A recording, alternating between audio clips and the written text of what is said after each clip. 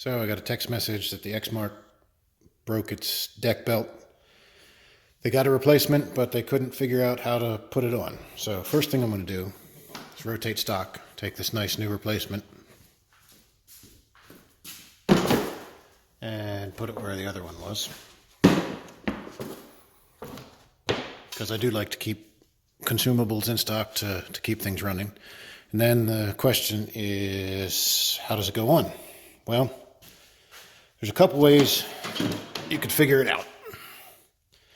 You can kind of lay it in there and logic it out, because your pulleys, it's set up so that the belt goes at least halfway around them, and that's why it kind of snakes around all crazy like that. You could look in the owner's manual, and there's probably a diagram there. Or you could clean this up a little bit and follow that diagram on the deck. So let's clean that up, see what it looks like. That looks a lot better. So here's your motor all the way in the back. Goes, notice the belt goes at least halfway around. Comes up around this idler, which is this one. And the reason it does that is so that this spindle here, the belt goes around like that, around that pulley and back. That's so, again, it's wrapping more than halfway around it, just so that it has good traction on it. Around this one to that idler. Again, you're making sure that the belt wraps a good ways around. It's not just going, here to here and out. You want to have a lot of good surface contact. So around that idler, then that takes us here, around, out. This other spindle. There's an idler back there that is probably the spring-loaded one. And then back to the motor. There may be some guards you got to work around. And just like the drive belt, see that square hole? That most likely you can put a socket in to pull the tension out of the tension pulley.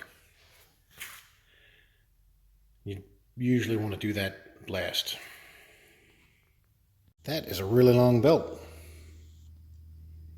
No wonder it's so expensive.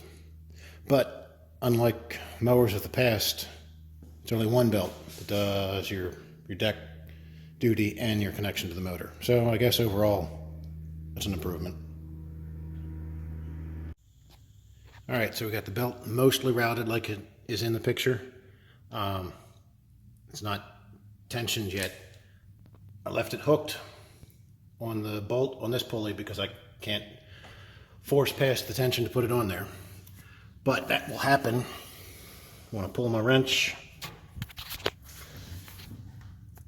that is in the tensioner. When I pull the wrench, it moves that pulley, which releases, well, it pulls against the spring and it puts slack in the belt. So with one hand, I'm going to pull that over as far as it'll go. On the other hand, I will slip that end of the belt over the pulley. Some things to be mindful of. That spring's pretty tough. You're pulling a lot of weight, and you're swinging it over here, where it's very easy to scrape your knuckles on this bolt. So almost would have been better off with a longer wrench. But yeah, just be mindful you don't skin your knuckles there. Other things to watch out for. The drawing shows you just got to know what you're looking at. So here's the idler pulley that moves with that, where we got the wrench. And here is another post. That's what the idler pulley assembly moves on. You'll notice that the belts go in between that post and that pulley, which is, there's the post right there. Here's the pulley, which that belt jumped out of, but it's okay because we'll have to put it back in there before we pull it. But anyway, it's very easy as you're wrestling it in there to get it on the wrong side of that post. If it was on that side of the post, that would be very bad.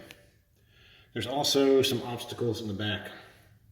There's that panhard bar that you need to make sure you're on top of, and then there's part of the frame you want to make sure that the belt goes over top of on the way back to the motor. And you just got to reach in from the back and hope for the best.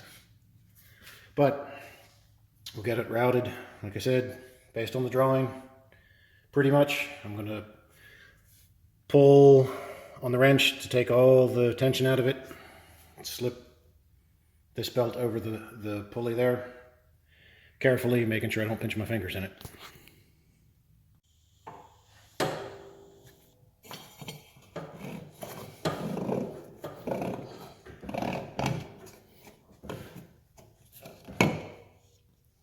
And we're in.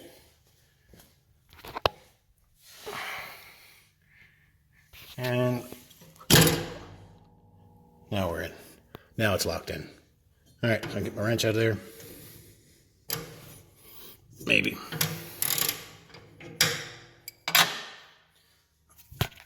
See the handy 1/2-inch square hole. And then we want to carefully turn things. Nothing appears to be binding up. Look down, make sure we're not rubbing on anything.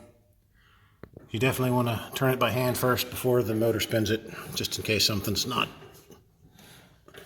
quite right. But I think we're back together. Now the big question is why did the belt break? It's not that old.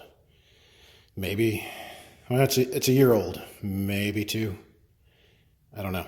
Should not be eating up belts like that. But I'm sure it's also cutting hay length grass that it shouldn't be cutting.